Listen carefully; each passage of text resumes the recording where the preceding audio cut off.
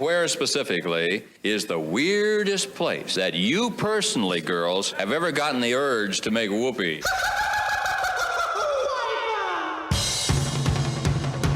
Starring Whoopi Goldberg. Whoopi Goldberg? Just planning a little get-together, nothing fancy, just family. And a few close friends. And all the eligible young women in the kingdom. We're only talking maybe 400 or 500 at the most. I know what's in your heart. Tell me what's in your wallets, because you owe me $85.73. Damn, baby, what you do to your hair? Because you can't stop people doing what they really want to do. I'd like to point something out to you in the penal code. Celebrities are above the law. Late to be selling cookies. Because he couldn't handle it. No butt heads allowed, but you keep coming back. I don't understand it. Until you do right by me, everything you think about is gonna crumble. I got a Smith & Wesson under the counter, man, pointing at you. And if you don't hurry up, I'm gonna shoot you right in the dick. You know what your punishment is going to be? He was on his way in a pink convertible when a tractor trailer came along and decapitated him. You know what that means. It means he doesn't have a head. How am I supposed to write for a guy that doesn't have a head? He's got no lips, no vocal cords. What do you want me to do? Idiot sneaks into the land of death twice. I really can't. I have this appointment with the Archangels. You know, we're talking about Armageddon. We're trying to get Strides in for the post party. Do you know how long it takes you to get confident about what you can do? That's some fool trying to pick me up and buy me a drink. Sometimes things that look safe turn out nasty. And things that look nasty turn out safe. That's immoral. They know what I look like. They know I ain't God's gift to nobody.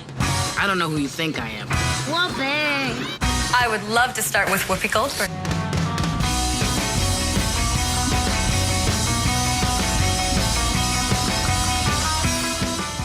Hey everybody, and welcome back to What the Hell Happened to Them. This season we're making Whoopi. That's right, Whoopi Goldberg this season. I am your host, Patrick Skeyhill, and joining me on the line is the saga of underpants, Joe Vekeman. I know Whoopi. Personally? Oh, not Whoopi Goldberg. I just know Whoopi. Oh, you, okay, that's it. You got two kids, I hope you do. And on the audio boards is Lev Van Rensselaer reminding me to remind you that you can email the cast at whathappenedtothemcast@gmail.com. And our sponsor this week is Cash Flow. Boxer Cassius Clay has a new brand of feminine hygiene products when you want to put that time of the month down for the count. All right, so we're going to do things a little differently this season. We had 4 full seasons of some great actors out there and The Rock. There are a lot of actors out there, though, when we were picking this new season that we were thinking about, but their credits are just way too long. And Whoopi Goldberg has, what would you think, Joe? 200 credits or some such? Yeah, like towards like commercials, movies, TV shows, TV series, daytime TV series, TV movies. Yeah, the point is, it was going to be tough we didn't want to spend 4 years doing Whoopi Goldberg, and it was going to be tough finding a lot of these, I would think, such as with this very first movie. We'll get into that later. So we thought of a new type of mini season to do, a kind of a spin-off show where we're not going to do it every year, don't worry, but for a couple of actors with these kind of unruly credits, we think we're going to do something called Hangin' 10 with, and then you insert the actor's name there. But yeah, this season we're Hangin' 10 with Whoopi. Here's how this works. Instead of going through every film, we're going to pick 10 specially selected films out of the whole filmography, which proved a lot tougher than I would have expected, Joe. Yeah, I know. I guess that happens when you have 200 movies. You're probably going to have some interesting ones in there. The final tally is, let's see, 234. So Joe and I and Lev spent some time. We boiled it down to 10. It was kind of tough. There's a lot of good movies we had to leave out, or interesting movies, podcastable movies we had to leave out. But we thought it would be fitting for the first of these 10 to do her very first film, which sort of proved our whole thesis that this movie has got to be the hardest film for us to ever locate for our podcast. Joe, what movie am I talking about? We are talking about Citizen from 1982.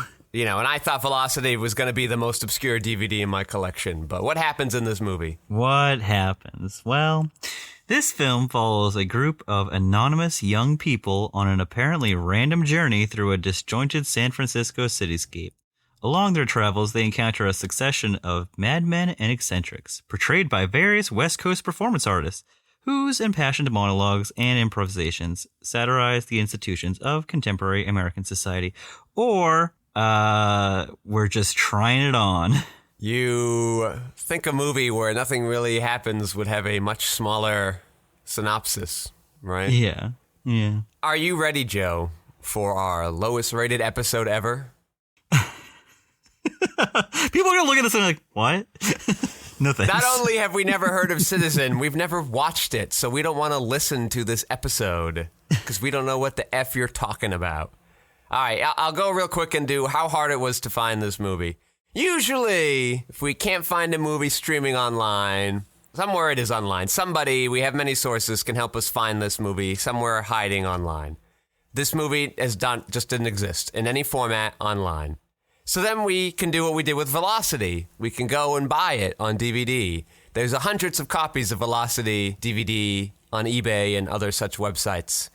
Couldn't do that with this movie either.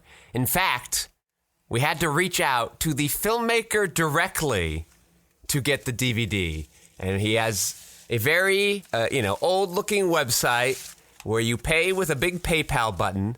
So I was a little nervous going to buy the DVD, but it was on there, and I bought it, and then I got a PayPal receipt, but I heard nothing from the artist himself, and I went, uh-oh, that's probably not good. And then, about 5 days went by, so then I emailed him, where you email the, director directly, and I said, hey, I'm not rushing you, I just want to get an idea of when this might go out. And he's like, oh no, well, if I missed your order, you're going to get 2 DVDs. And he sent it out to me, at the DVD. Oh, wow. It says right on the DVD, introducing Whoopi Goldberg, which makes sense. That's a great way to market your film. Everybody knows who Whoopi Goldberg is. We don't know who George Coates or Susan Reuter is, unless you're in San Francisco. I bet you know then. And the filmmaker even, Joe, if you want to look at the camera, he even signed the DVD himself. William Farley himself. I thought that was pretty cool. So that is cool. That was nice of him to do that. When I was selling the Real Love DVDs, my first feature, I would sign those as well. But I didn't sign the disc. I wasn't cool. I signed the front cover. But the disc makes a lot of sense. Anyway, so then I had to rip the video off the DVD and give that to Joe. Don't worry, FBI, NSA people listening to this. I did not put that online for people's viewing. Go to farleyfilm.com. All of his films are on there, including Citizen, an official Sundance film selection from 1982. For some reason, though, it says Citizen 1972 to 2005. I'm not sure why it says that. That's not happening. This movie was made in 1982. And you know what? Citizen has been called, Farley has most ingeniously fused the performers and their audience into making beautifully crafted piece of filmmaking by Willard Van Dyke. Any relationship to Dick, you think, Joe? No. Oh, wow. Okay. I'm going to say no. DVD right here. Support local filmmaker. Or not local. Support indie filmmakers. I'm never going to say no to that. All right, Joe. What did you think of this movie? I guess you're right. Citizen has a little subtitle underneath. It's called Citizen, I'm Not Losing My Mind, I'm Giving It Away. That's what you think of the movie? What do I think of the movie? I just asked you, Joe, what do you think of the movie? And you said it has a subtitle. It has a subtitle. Well, I mean, maybe that's how I think of the movie. I'm not losing my mind. I'm giving it away. Okay. That's how I feel. That's how you feel? Because all right. I was like, sometimes I was like, maybe they're like some of these like weird like slam poetry kind of things, like where like some of these guys are just. I mean, it was talking. mostly that, right? Yeah, like it's essentially a series of monologues that these proxy children kind of wander into. It's a lot of word salad sometimes too. I feel like they're just saying words and then they're just like, how can I upend this last word I just sent? And I'm like, what are you guys talking about? Like it was very confusing. Like the guy who was selling cheeses in the shop. Oh, and he hated all the cheese. He hates all the cheese, but then he would be like, well, you know what? You're not good enough for this cheese or something like that. Stop getting your rat teeth on my cheese. Yeah. Just like, okay. It was strange. I don't know. I didn't hate it. It certainly doesn't seem like your kind of film. This is definitely not my kind of film. But It's not a Marty Scorsese film here. But I was also a little let down because it's the first film featuring Whoopi Goldberg. It's her big debut, and it's like she's got like what, 2 segments, maybe 3. Well, listen, she's got more segments than all the other monologuers. They only get 1 segment, Joe. Yeah, she got 2 segments. They knew this woman's going to be a star. Yeah, but it felt like they also were like, let's just cut right here, and then you can come back and do it again because you're going to wear the same outfit and you're just going to look at the same puddle. She's doing a different voice, though. She's like 2 different... Yeah, she's not doing the Valley Girl. She's doing something else. Yeah. The Valley Girl character first was funny. And I was just like, is she just working this out, like, in real time? Yeah. Because she's just saying things, but then she's repeating what she's saying, but, like, with a little different, like, nuance on the phrasing. It was fun. I don't know. It was kind of cool to see her like try something for really the first time in front of a camera. That was cool. Yes, we'll get into her background a bit after we talk about Citizen. We'll kind of talk about Whoopi herself and kind of how she got started and trace her career in general and kind of our sort of past histories with Whoopi and stuff like that. But first, we'll talk about Citizen. What did you think of Citizen? So this is a tough one. I have a lot of mixed feelings about this movie because there are a lot of moments I kind of enjoy. I like the cheese guy. I like the Whoopi stuff. I like... I've seen films kind of in this vein before, and they don't work as well. But this film succeeded in a lot of ways because it found interesting ways to give out the monologues, you know? It was like a series of actors doing an audition tape comprised one monologue. It was a guy on a train having a conversation with himself from multiple point of views. That was a monologue itself. Where he picked off the glasses. A car radio or a 1950s parody video. Those were giving out monologues. There was a lot of creative, or there's 2 people having a conversation, and it turns out that was actually a play. Like there's a lot of fun ways they were giving out the monologues, so I found the creativity in how they were giving that information out. But performance art is a really tough thing for a lot of, lay audiences to enjoy, and I get it. It's like sort of like slam poetry. It's an acquired kind of taste. It's a reason why it's kind of popular in very specific niche circles. San Francisco, a breeding ground for this in the 70s, right? This is sort of the next step in the counterculture movement that began in the mid-60s.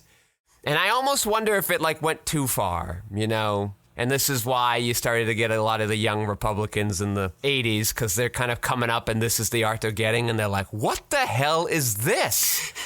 Fuck, give me bedtime for Bonzo, damn it. And so, here's how we got all those crappy Jack Nicholson movies, And this feels like the last... Prizzi's Honor, right? Like, we're in somewhere a little different than The Shooting. We're somewhere a little different than King of Marvin Gardens. We've gone a little too abstract, a little too metaphorical. And so I don't like metaphors in films, as I said before.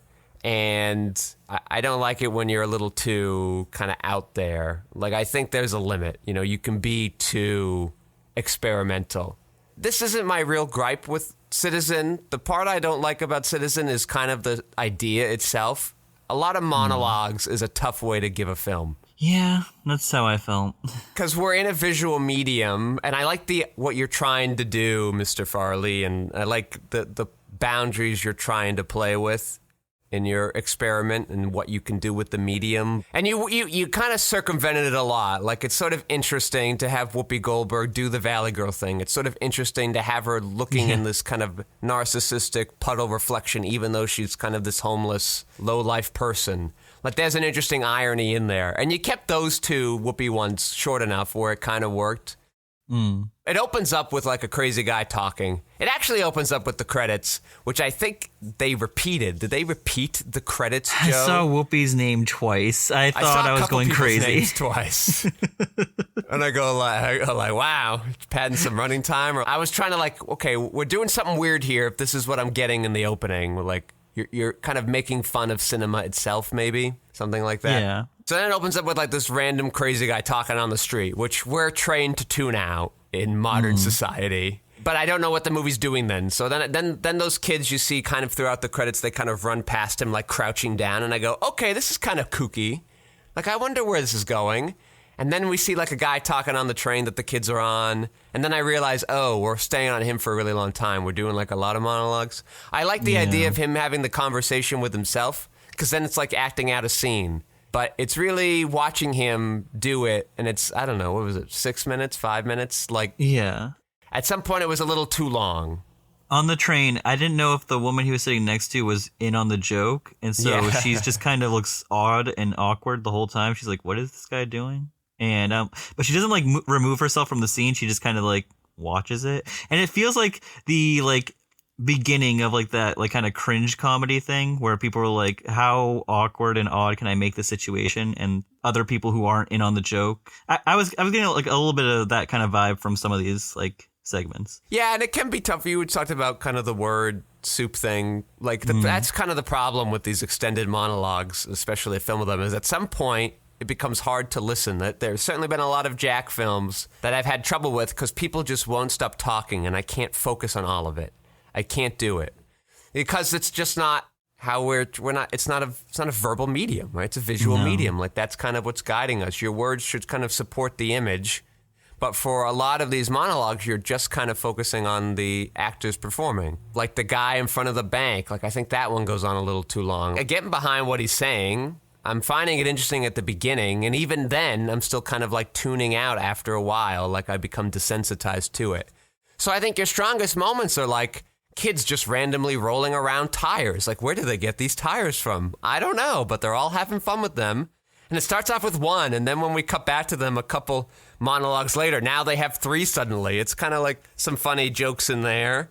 Yeah, they all have grocery bags for some reason. Yeah, but like your strongest monologues are when you gave us, like when you, the video of like the fake bomb safety drill the thing. duck and cover. Yeah, like I think that one worked because you were kind of undermining your dialogue with the images in there. You will be able to contrast with it, so you gave us a lot more information that way than just the words itself. Or at the very last monologue when this guy's talking about this like Kierkegaard type religious existential experience, and then we kind of cut to his audience and it's like a bunch of 6-year-olds. Like you've planted a really good joke there, you know? You gave us now an extra level to think about than just the words themselves as we're kind of going, now we go back and forth between the 6-year-olds. And also that one's a lot shorter too than a lot of them. So there are ways to do the monologue, and you got creative with at least with, I don't know, we'll say around half of them.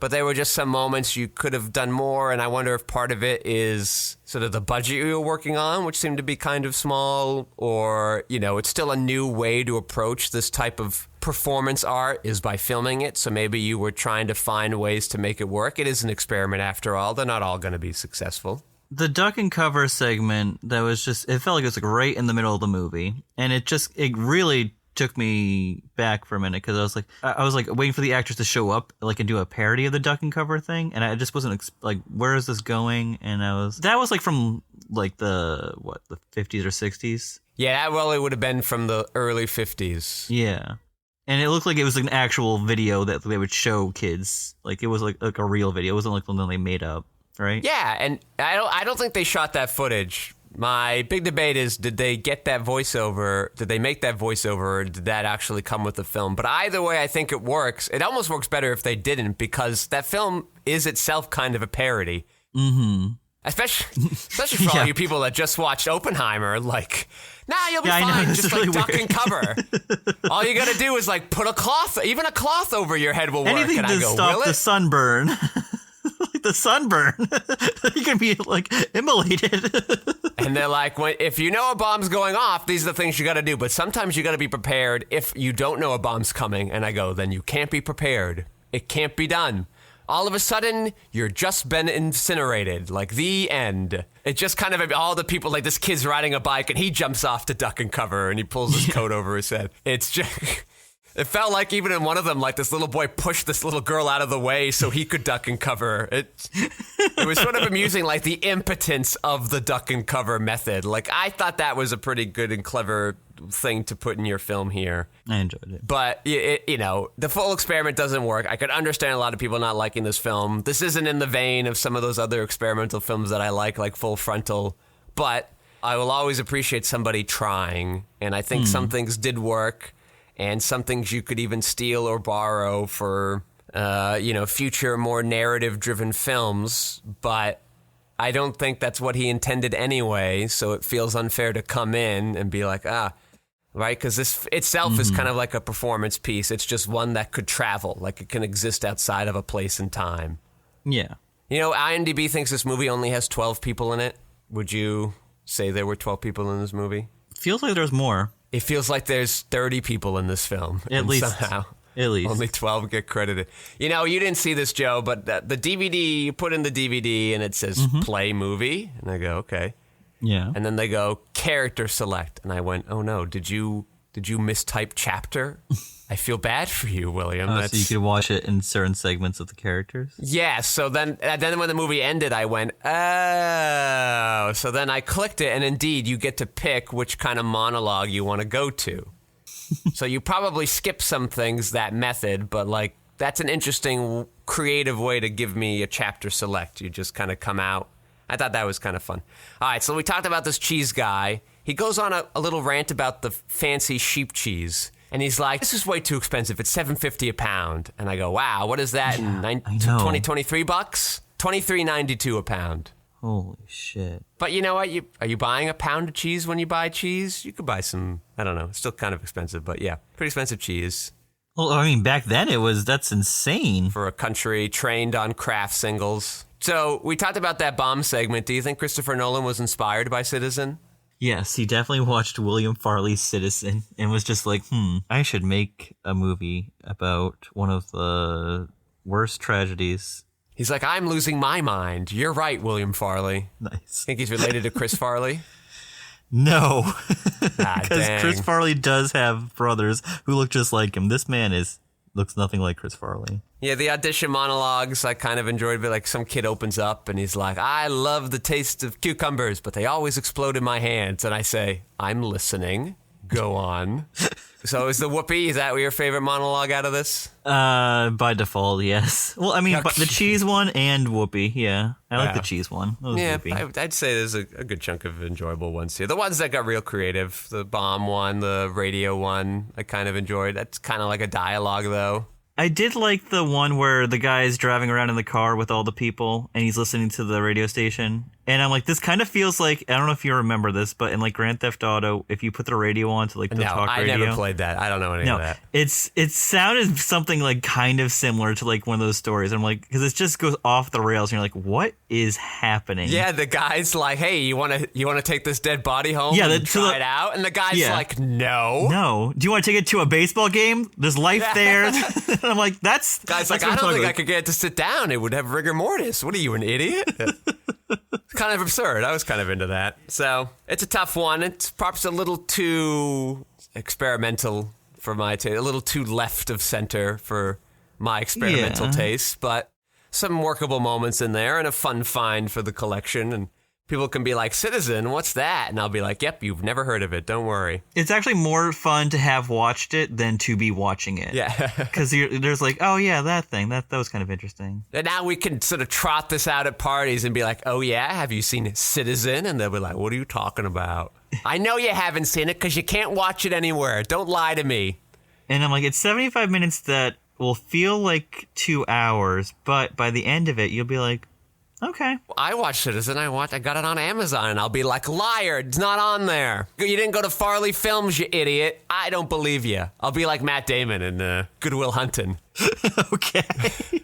We'll be tearing down all the Sinista snobs at parties. I'm like, you haven't seen fucking Citizen, you fucking jamoke. How about them apples? The movie also ends with this crazy-ass song that I was kind of into during the credits. Yeah, did you watch the mid-credits scene where the guy starts playing the song?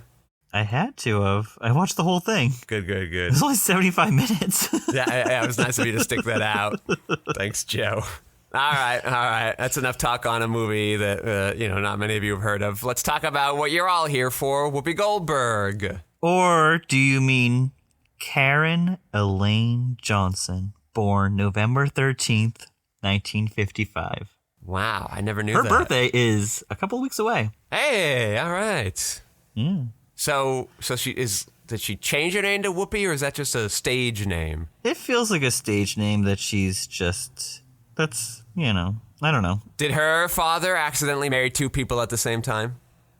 Don't see anything about parents. I will look more into that. I mean, when you hear the name Karen Johnson, you're like, oh, okay. But when you hear the name Whoopi Goldberg, you're like, all right, that's a star. Hey, listen, I don't blame her for changing it. Let's talk about Whoopi. I mean, she is the recipient of numerous accolades, and she is one of 18 entertainers to win the EGOT, the Emmy, the Grammy, the Academy Award, and the Tony. Do you know what she won those for? I know she won the Academy Award for Ghost. So we got another Academy Award-winning actor here. Once Sandler wins him Oscar, we're just going to have lowly Dwayne Johnson. Will never. He doesn't choose projects like that, so he will never. Would be... Yeah, but you know what? Adam Sandler didn't do that for a long time. I guess he had Punch Drunk Love in the middle there. But that was The like Rock 7 had movies Southland in. Tales. Oh, well, I feel like that was an agent saying, hey, you got to try something else because what you're doing isn't really stirring up the box office right away. And he's like, okay, how about this He's shit? like, I didn't like Southland Tales, but what if I wear like a slightly tan t-shirt in the jungle? What if I do that? Yeah, hey, he didn't learn that till 10 years later. And then he would do that for the rest of time. Well, why knock success, you know? She won a Grammy Award for Best Comedy Recording in 1985 for Whoopi Goldberg, direct from Broadway, becoming only the second solo woman performer, not part of a duo or team, at the time to receive the award and the first African-American woman. She won a Tony Award in 2002 as a producer of the Broadway musical Thoroughly Modern Millie. She has received 8 Daytime Emmy nominations, winning 2. She has received 9 Primetime Emmy nominations. In 2009, Goldberg won the Daytime Emmy Award for Outstanding Talk Show Host for her work on The View. She shared the award with her then co-host Joy Behar, Sherry Shepard, Elizabeth Hasselbeck, and Barbara Walters. I thought Barbara Walters was still alive. I just found out she died a year ago. Yes, I do remember that happening, but she was alive back in 2009. So did I get them all? Tony, Emmy, yeah, then the Oscar was for Oscar. Ghost. And Grammy. Yep, I got them all. So she won no primetime Emmys? It was all daytime Emmys? Just nominations. 9 Primetime Emmy nominations. No wins. Gotcha. It's tougher up there. So good work, Whoopi. She can still get it. Growing up, were you aware of Whoopi Goldberg and her celebrity? Was she someone kind of crossing your plate a lot like Sandler was or Jack was? Absolutely, because she knew how to do the crossover stuff. She knew how to do the kid stuff and the adult stuff. Yeah. I wasn't watching Ghost, but I was definitely watching The Little Rascals and seeing Whoopi Goldberg at the end. Yeah, not understanding the joke at all. No, but it's fine. Yeah. I was like, hey, it's Whoopi. It seems like she was in the Muppet movies like 18 times. She's in a lot of the Muppet movies. She's the voice of one of the hyenas in the Lion King. I guess that's true. Mm-hmm. No, it is true. It is. I'm not. Yeah. But you wouldn't be like, wow, Whoopi Goldberg. Wow, I'm so happy I saw The Lion King. Wow, Jeremy Irons. This is great. Jonathan Taylor Thomas. Okay. My goodness. We'll talk about this, though. In 1994, she has The Lion King, The Little Rascals, and The Page Master. I know that's 2 voice roles and, basically a cameo, but yeah. I'm 4 years old. I'm like, who's this fun lady? That's sort of the craziest thing about her celebrity is, especially compared to the other people we followed, it's almost like the beginning of, I don't want to say being famous for being famous, but it's crazy how much of her career and filmography is actually her just doing guest appearances and other things. Like, the joke is, like in Little Rascals, her name is Whoopi, she's Whoopi Goldberg. Like, it's this quick throwaway joke. Yeah. Or, she pops in as herself in a movie, or she pops in to do like a quick 30-second cameo, and you're like, wow, Whoopi Goldberg was in this film. She's got like a long career of doing that, which I found quite surprising, and I wonder why she took to it, or I wonder why she kind of led into that a lot more. That's something we can find out as we go through these 10 films while we're hanging 10 with her. Yeah. She's in, I've counted like 6 Muppet movies already. She's in some Ninja Turtle movies. Like, she's got the kids demographic right now. She's, She's working it. Rugrats, Alice in Wonderland, Rudolph. This is like all the 90s. So she's like another Christmas Carol. She's the ghost of Christmas Present in that. She had to have done a bunch of like Nickelodeon Kids' Choice Awards, right? Probably. I don't remember her from Nickelodeon. My exposure to Whoopi Goldberg was pretty much 2 spots. One was, and I'm sure she's so happy to be remembered for this, is Hollywood Squares. She was the center square for a lot of years. Absolutely. Yes, definitely. In the Tom Bergeron years. Yep. And the other one was her short-lived NBC sitcom from the early 2000s, Whoopi. Oh. Yeah. Did you watch it? I have access to it. I'm going to watch it. You have access? Well, I want to watch it too. Okay, I'll send it to you right now. Because I liked it at the time, but it's been, 20 years probably on the nose, actually. So I enjoyed it at the time. It was on right before, or at least on the same night as the weird John Goodman animated lion sitcom, Father of the Pride. Father of the Pride. I won't forget that either. Where he played the patriarch of a family of tigers that worked for Siegfried and Roy. Which was one of the craziest ideas for a sitcom that came out in the early 2000s, but good for them for trying. It didn't work. I didn't like that one as much. I think David Spade was on an episode, and he played like a wolf or something. And he had I think maybe the angry guy from all the Robin Williams films. I think he was the father-in-law lion. Angry guy from the Robin Williams Yeah, he movies. gets mad. I guess he's only in the one Robin Williams film, but he's just which one is it? Patch Adams, and then he was in the Shawshank Redemption. He's like guy that gets mad at people for trying to have fun. Okay. Oh, you know who it is? It's Philip Baker Hall, I think. What? You don't know Philip Baker Hall's name? Come on. Well, I'm like, oh yeah, the guy from the Watergate Watch, that guy. Yeah, sure. Yeah, the guy Secret Honor. He's prominently featured in the first 3 or 4 Paul Thomas Anderson movies. But that was pretty much it. That was pretty much all I knew her from, because I wasn't really watching a lot of the Muppet movies, and I'd sort of aged. If I had been watching Sesame Street when she was on it, that wouldn't have stuck out to me. 1990 to 2001. Through 2001, she just kind of kept coming and going. She did 6 episodes in between then. Yeah, see, so maybe, but it wouldn't have registered with me, but every night at 7 o'clock on ABC or whatever, there she was in the center square making all the jokes, going back and forth with Tom. She was almost like a co-host with Tom Bergeron. It was kind of kooky. Yeah. She's in Tales from the Crypt, Captain Planet, and the Planeteers. She did 60 episodes of that. She's Gaia, the spirit of Earth. She had a talk show of her own that she hosted just by herself called The Whoopi Goldberg Show, where she ran from 92 to 93, 200 episodes.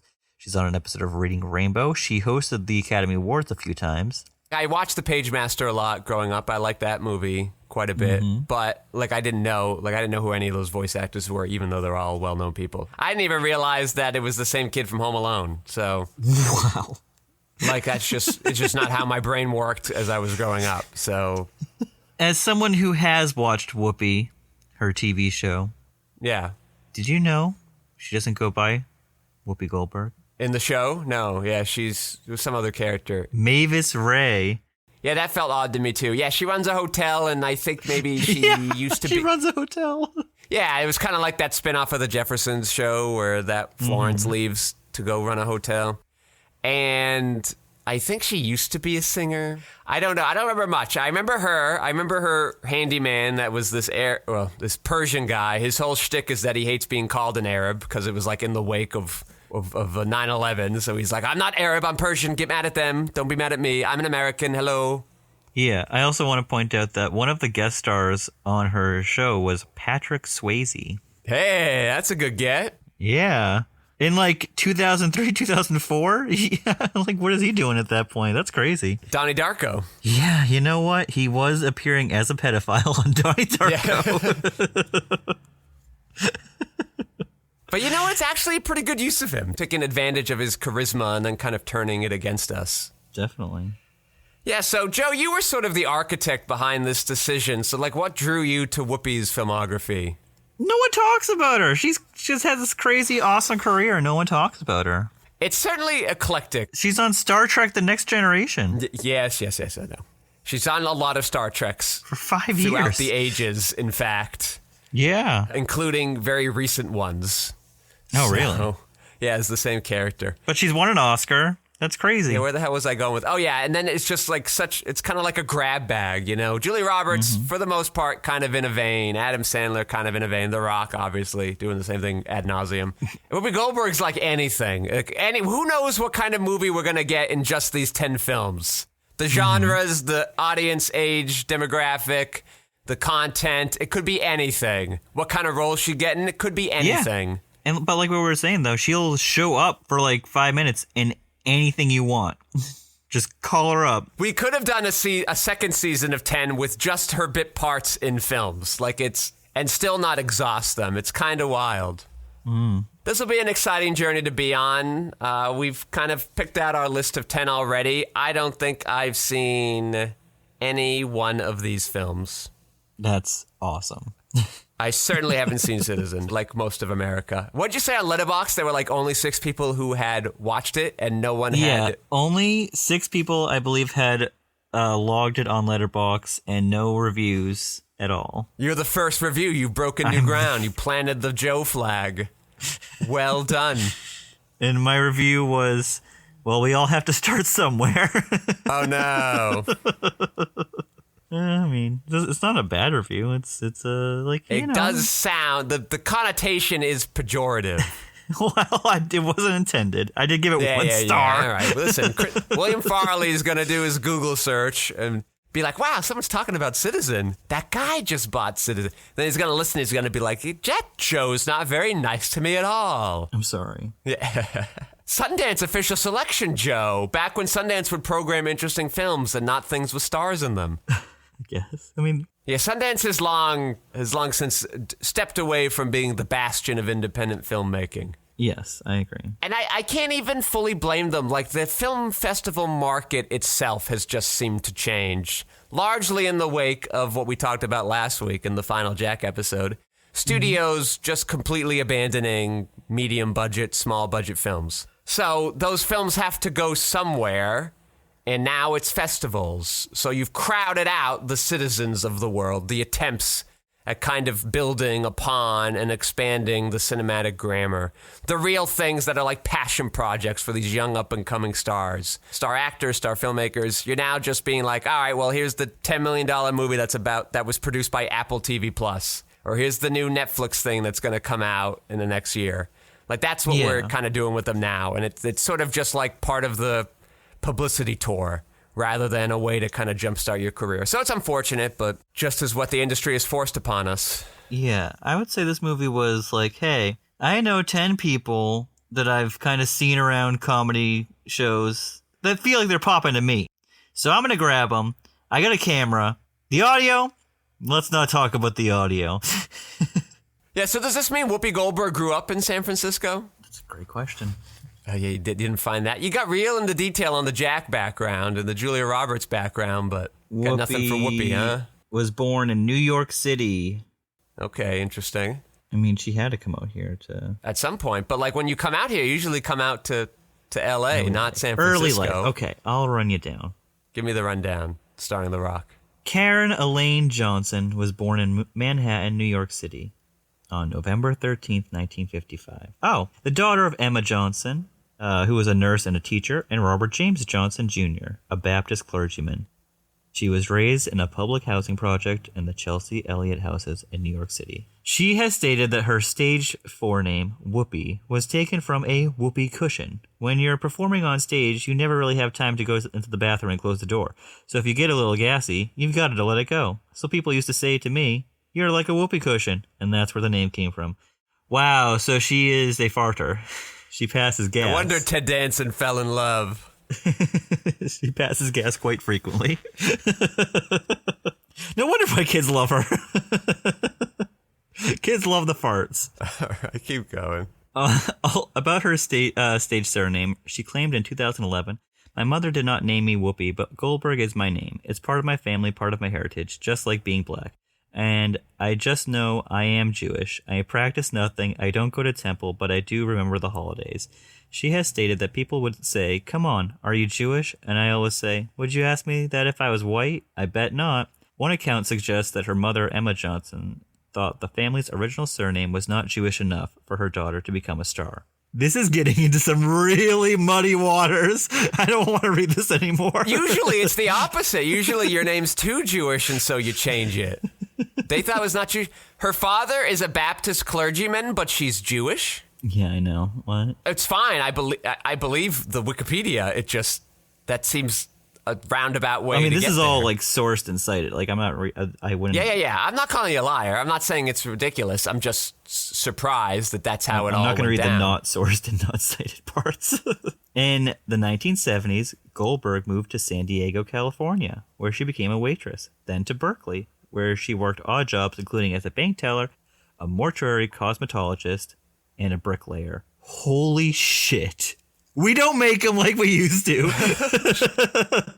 She goes from waitress, bank teller, mortuary cosmetologist, and bricklayer. Just had to say those all again. Yeah, listen, the bank teller and waitress, that's sort of a tale as old as time. Actors still doing that but to that this they're day. Sandwiched in between a mortuary cosmetologist. I love those. The mortuary cosmetologist, the bricklayer. That's awesome.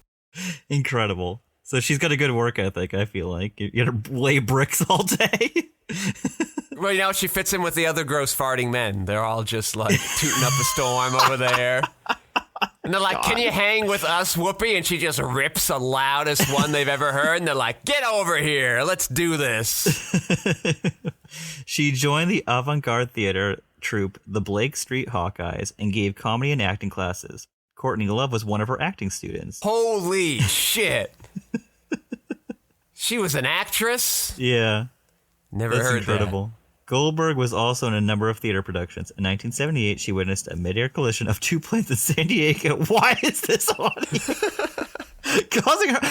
causing her to develop a fear of flying and post-traumatic stress disorder. Hey, I don't blame her at all. I'm afraid of flying, and I haven't seen that. I sure as shit would not get on a plane watching it happen. Yeah. What do you think of all that stuff? I'm just confused how she ended up in San Francisco for this film a couple years later, but that's fine. Maybe the troupe went on tour a little bit, or certainly there would have been more home for an avant-garde experimental troupe in San Francisco than in LA at the time. So I could see it. Or just maybe she was kind of like a touring comedian and like at some point ended up in San Francisco and this guy found her and contacted her. And then eventually she pivots over and Spielberg finds her and she does The Color Purple, right? That's her next film, Color Purple. Yep. Her second film. What a jump. Incredible. And that is only 3 years later. All right, so let's rank. Where does this film fit in with the first films of other people? So we have Citizen up against Going Overboard, Blood Red, The Scorpion King. No, I'm sorry, The Mummy 2. The Mummy Returns, yeah. The Mummy Returns, and The Crybaby Killer.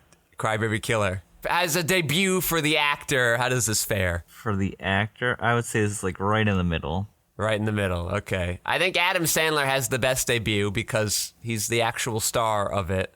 It's also more realized, I feel like. Going Overboard? Kind of, because they're like, hey, we got a boat, we got some funny people, let's make a comedy. Well, Citizen's like, hey, we got weird performance artists, let's make weird performance art film, right? All right. Yeah, Whoopi Goldberg's in it for like 6 minutes or maybe even less, where Adam Sandler's in all of the other film. Let me restate it. Because I guess Jax would be the most realized. No, The Mummy Returns is the most realized, but the movie's this fucking joke and it looks like shit. The movie sucks, and also it's terrible it's a horrible Rock debut because he's not actually in it. The longest one. It's the longest one. Yeah. It's super long. It's not well written. The Rock looks like bad PS1 graphics, and he doesn't have any lines, and he's like mostly attached to a large scorpion body. I mean, he's got the opening segment, like the cold open, where he's just like, Shatu Morente or something. You remember? Some he raises kind his of sword up gibberish and he thing. fights. I guess Julia's is the worst. Not worse than that movie is probably the worst of the movies, but she gets some lines. She hangs out with her brother. I don't know. For the actor, I would put it above Scorpion King. You mean The Mummy Returns? Mummy Returns. The Scorpion King is what got him the Scorpion gig. King at least is like a real movie, Yeah. you know, and like he's a star and he does things, even though his character is completely different from the Mummy Returns. But fine. This is an interesting exercise, though.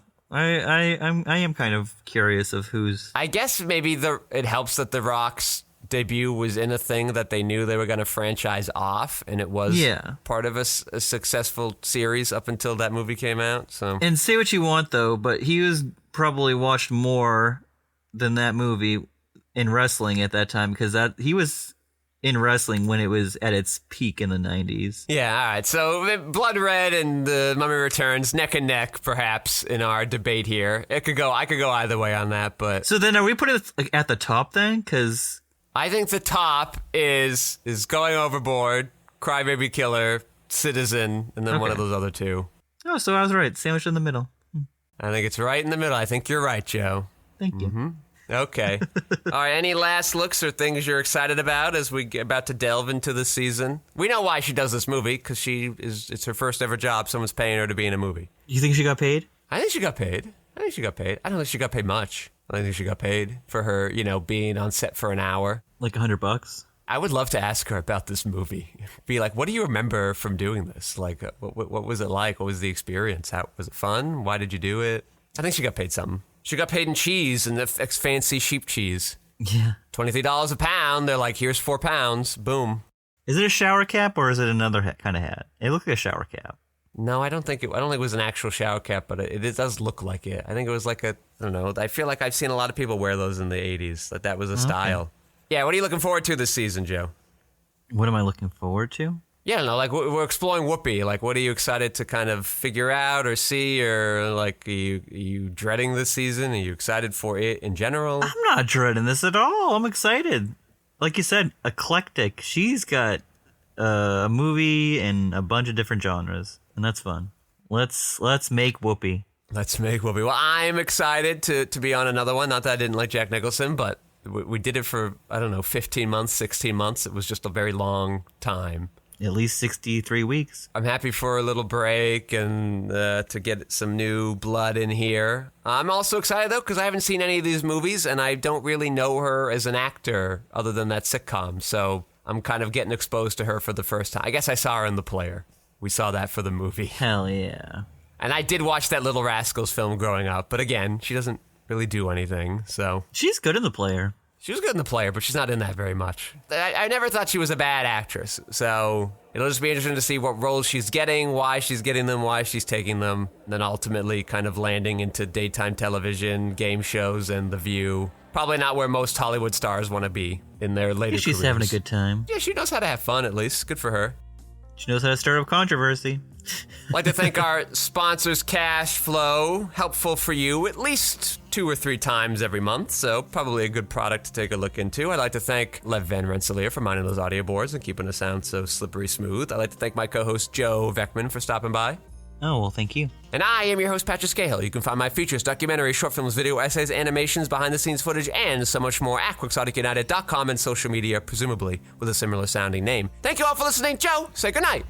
Good night.